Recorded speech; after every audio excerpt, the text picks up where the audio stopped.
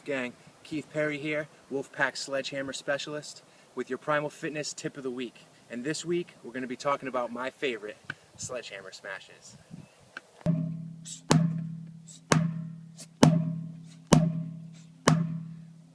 The first piece in this puzzle that we're going to be breaking down today is the ever-important hip hinge.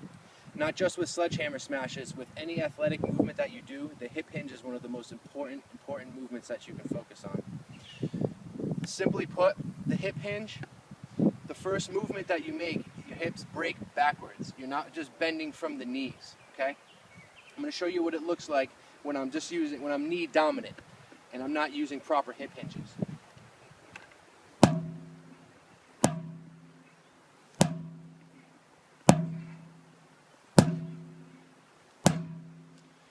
Now that looks exaggerated, but you would actually laugh at how often we see this.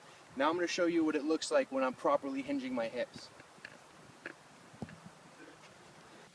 Here, you're up, snap, up, snap.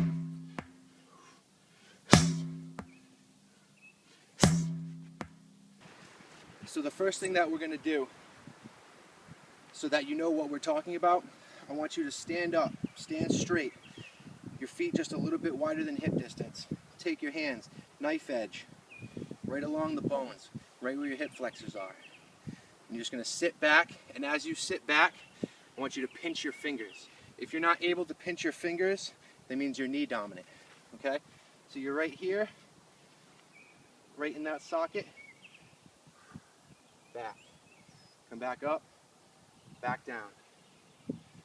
Once again, if you're not able to pinch your fingers, that means you're knee dominant. That's not what we're going for. Pull back. So, nice basic grip. You have some distance between your hands. You're going to come up, straight arms up and over your head. And now as you come down, your power comes from your legs. So from your heels, rooted like a tree. You come down, the energy comes up to your hips. And now once the energy is in your hips and your legs are solid, hinge. First movement that happens. You're here, boom, hips hinge back.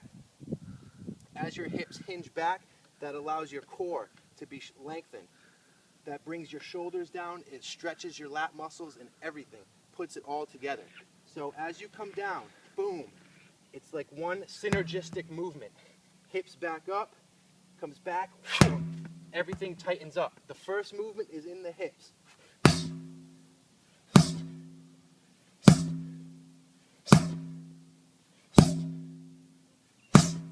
If you notice, it's like a whip. The most dangerous portion of the whip is the last inch. Not because that inch is dangerous, but because of all the length that was before that one part. So, it's like the handle. The handle to the whip is your hips. You're here, snap. Bring it up, snap. Push back up, snap.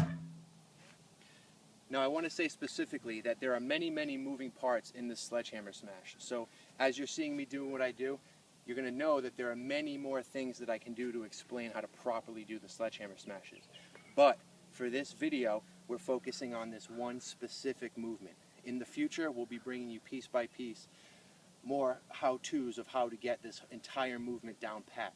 For now, just a hip hinge. As we're finishing up this video, I just want to give you one last tip. Even though the average sledgehammer is only 8 pounds on the end, it gets really heavy over time. I want you to really focus your mind and your body energy onto your hip hinge.